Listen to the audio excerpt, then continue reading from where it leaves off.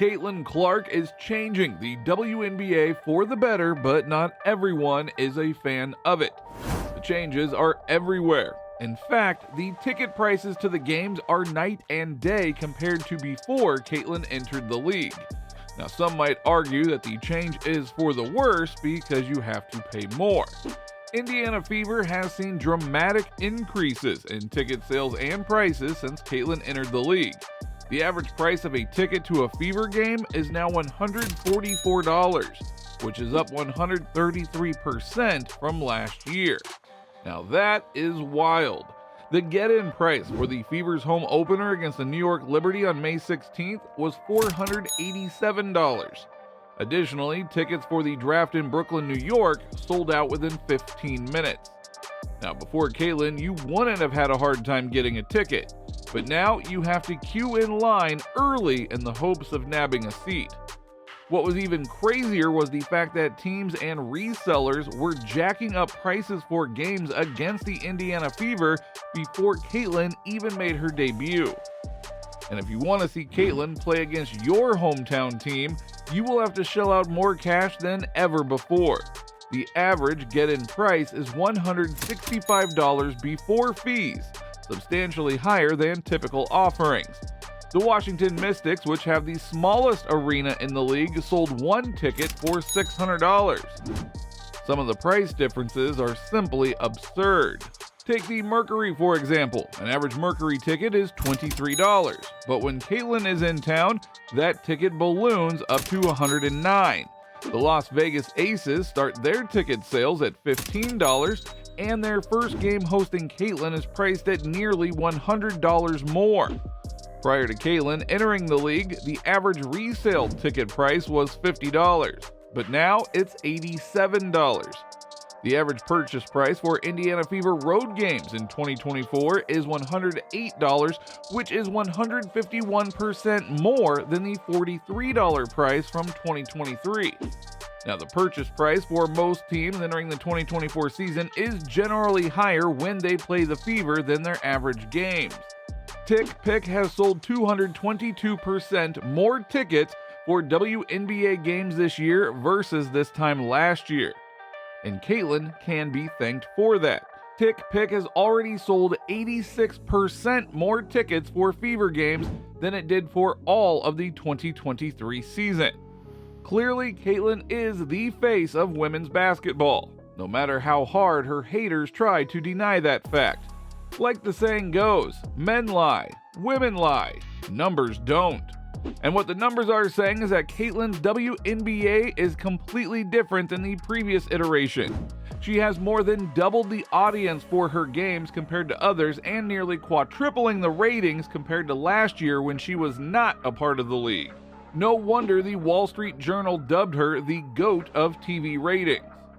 Simply put, Caitlin is unmatched when it comes to popularity and viewership. We really are watching a once-in-a-lifetime athlete both on and off the court. Clark's selection with the #1 overall pick helped catapult the WNBA draft to record TV ratings. The 2024 edition of the event crushed the previous viewership record. An average of 2.45 million fans tuned in to ESPN for the event, and the peak reached 3.09 million. That number marked a four-fold increase from the 2023 draft, which averaged 572,000 viewers. The largest audience before 2024 came in 2004 when Taurasi was drafted #1 overall out of UConn. The 2004 draft averaged 601,000 viewers. No wonder Taurasi took shots at Caitlin off the court. She is clearly jealous that Caitlin is taking over. Caitlin's highly anticipated WNBA regular season debut, perhaps unsurprisingly, broke ESPN's WNBA viewership records. Before this season, the WNBA had no game with more than 1 million viewers since 2008. The Indiana Fever rookie scored 20 points as 2.1 million fans watched across ESPN2, ESPN Plus, and Disney Plus. It was the most watched WNBA game on any ESPN platform in history. The Fever-Sun matchup peaked at 2.3 million viewers. This mark broke the previous record set on May 22, 2004, when Diana Taurasi played her second career WNBA game. So there goes another one of Taurasi's records. Caitlin's third game of the season came against the New York Liberty. It became the most viewed WNBA game on ABC in league history. Viewership for the game saw an average mark of 1.71 million and peaked at 1.96 million. 12 out of the 13 new viewership records this season have involved Caitlin and her Indiana Fever team. Now, the game between the Indiana Fever and the Chicago Sky was the most watched WNBA game on any network in 23 years. The last time a WNBA game pulled in these numbers, Caitlin wasn't even born yet. The rising tide lifts all boats, and Caitlin is that tide. For example, the Las Vegas Aces moved their July 2nd game against Caitlin from their home to a larger 18,000 capacity venue. They originally planned to play their first 5 home games at Long Beach State due to renovations at their usual stadium.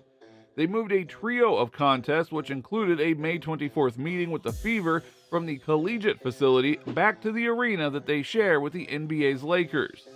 In fact, the Sparks, Las Vegas Aces, Washington Mystics, and Atlanta Dream moved home games against the Fever to larger arenas to accommodate public interest in Clark. Her game against the Mystics was moved to the Capital One Arena and had an attendance of 20,333, the most for a WNBA game since the 2007 WNBA Finals and the 5th most for a regular season game. Now, what's even crazier is that the WNBA commissioner announced that Toronto will have an expansion team for the 2026 season. So, all of Canada seems to be indebted to Caitlin, because this type of expansion would be impossible if the popularity of the sport was not on the rise. Now, getting back to the haters though, WNBA star A'ja Wilson has also highlighted the racial component of her popularity and the inequity in media coverage of black female athletes. On top of that, you have players like Angel Reese and Breanna Stewart criticizing the media coverage.